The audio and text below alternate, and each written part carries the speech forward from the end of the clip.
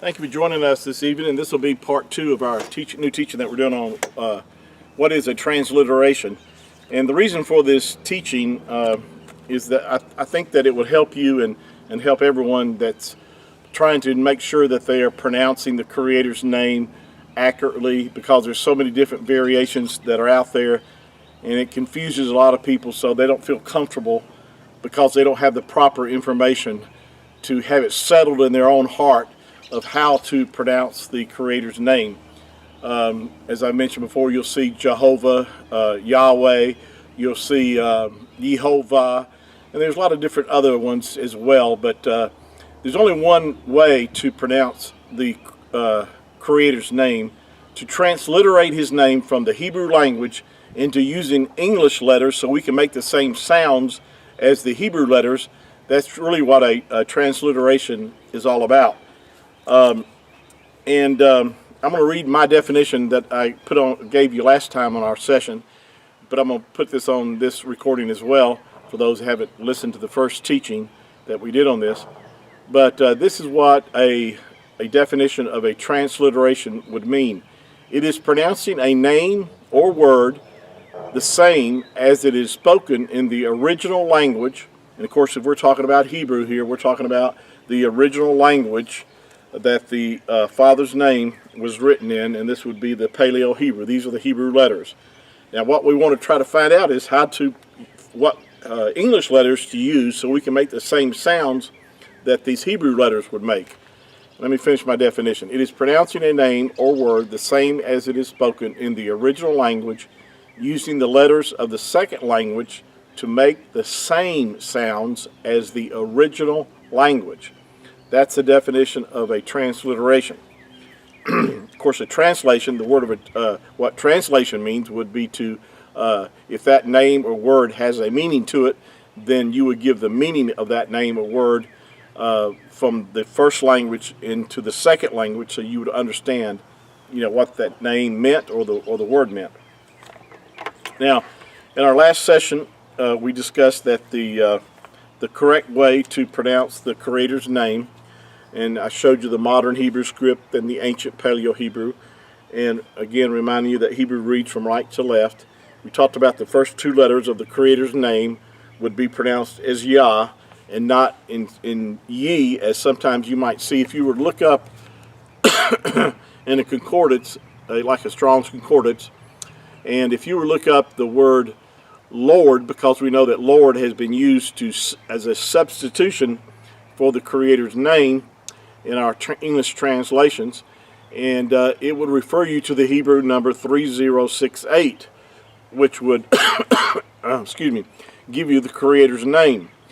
But if you look it up in like a Strong's Concordance, and the one thing about Strong's Concordance, is good in a lot of sense, because there you can find every word with a Hebrew letter attached to it, or a Greek letter if it's in the New Testament, and it will give you how that name or word is pronounced, and it also give you the definition.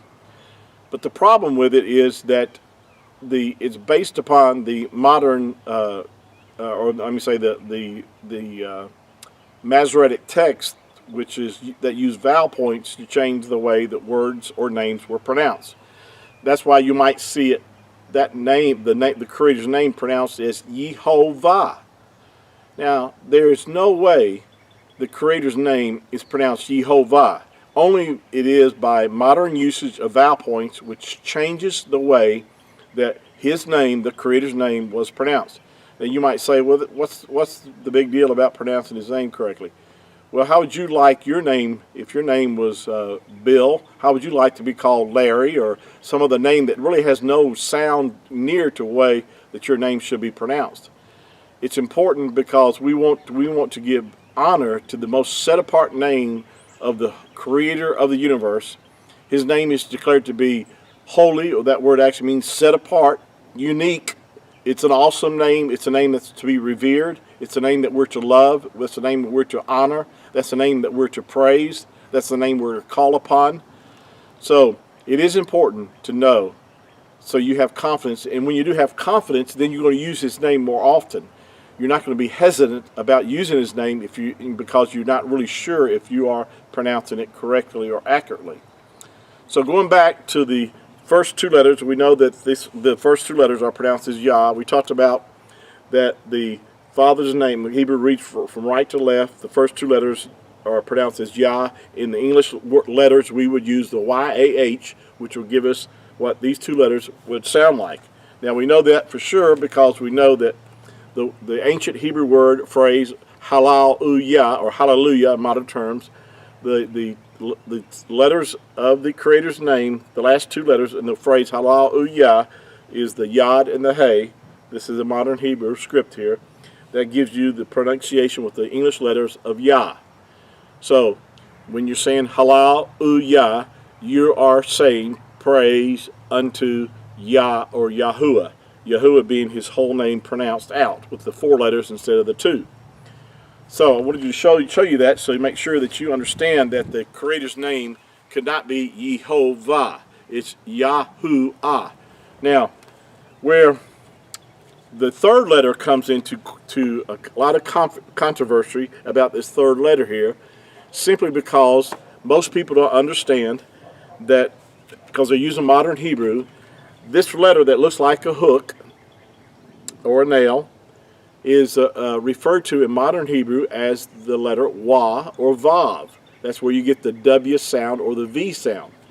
In ancient Hebrew, there was no W sound, nor was there a V sound. Those are only modern invention by man in modern times, changing the way that words or letters are pronounced. Keep that in mind. With that said, we have the first three letters giving us the pronunciation of Yahu. This letter here makes the U sound. It's actually, and when we refer to it as a W is referring to the two U's that make the U sound. Two U's put together gives you the U sound. That's where in modern Hebrew, or I mean modern, even in English, the English letter W is a modern letter. I mean, it came into existence, I think, about the 13th century. So this could not have been the Yahweh, or with the W sound. That W sound could not have been used in pronouncing the Creator's name. Now, another reason that we know that these letters, see, there had to be a standard way of pronouncing these letters without vowel points. And there was, and there is. By the way, these are all letters here in the Creator's name have vowel sounds. And that's why we know that, and as I mentioned in our last session, that Josephus Flavius declared that as well in his writings, that the Creator's name was pronounced with all vowel letters or vowel sounds.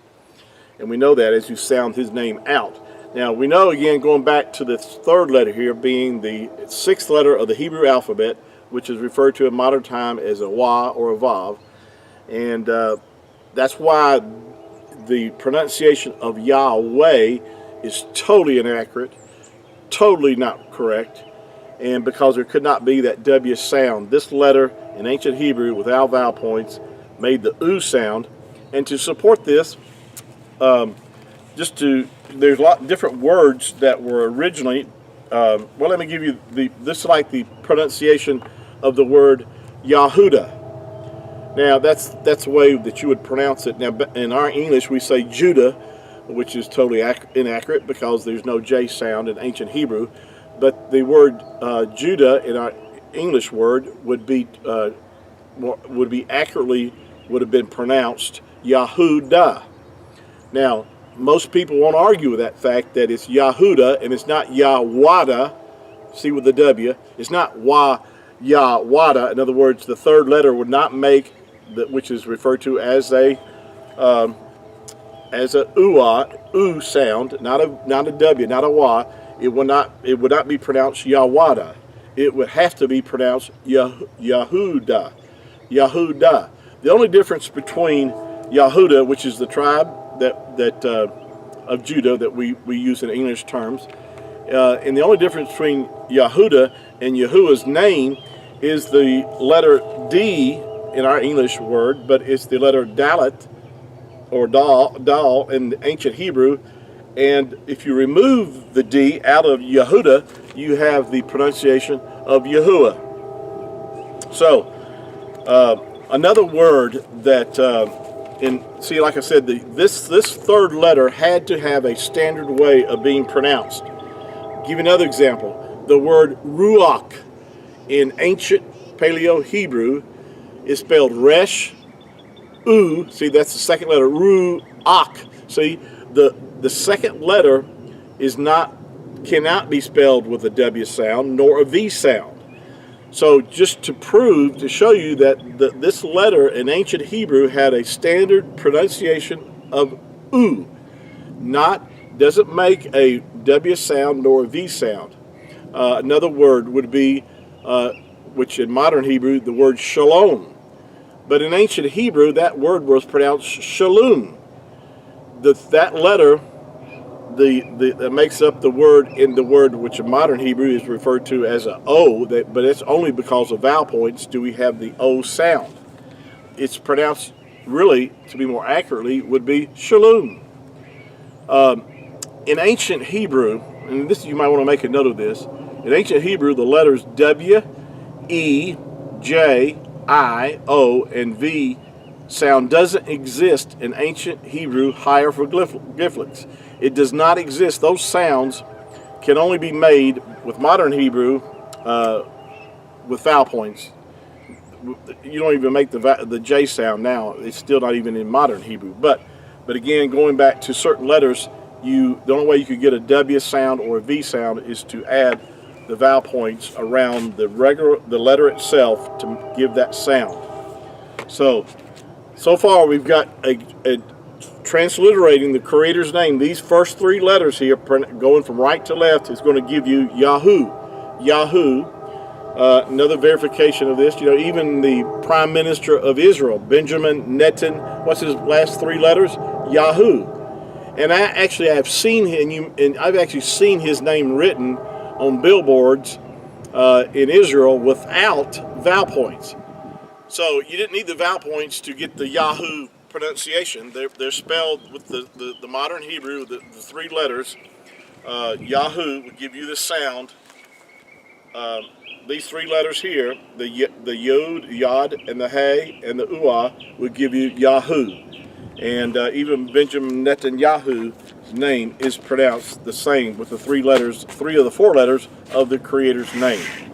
So we're trying to just make it more clear and more understanding. We'll talk about on our next session the last letter of the Creator's name and how we know how it's pronounced by a standard way that these letters had to be pronounced.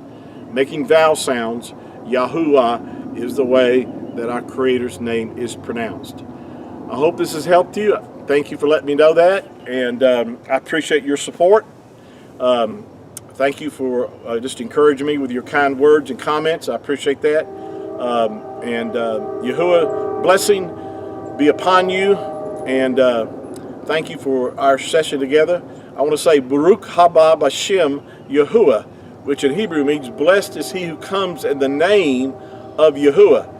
Now our Mashiach, our Messiah, said, you won't see me. He used that phrase, you won't see me until you say those words in Hebrew, which would be Baruch haba Hashem Yahuah. Blessed is he who comes in the name of Yahuah. And so I want you to declare that yourself, because that will bring on his return. He said, you won't see me until you say those words. So continue to say Baruch haba Hashem Yahuah, and hopefully we'll speed up his return. Thank you for your time, and we'll join again on part 3 on this, and look forward to our session together with you then. Shalom.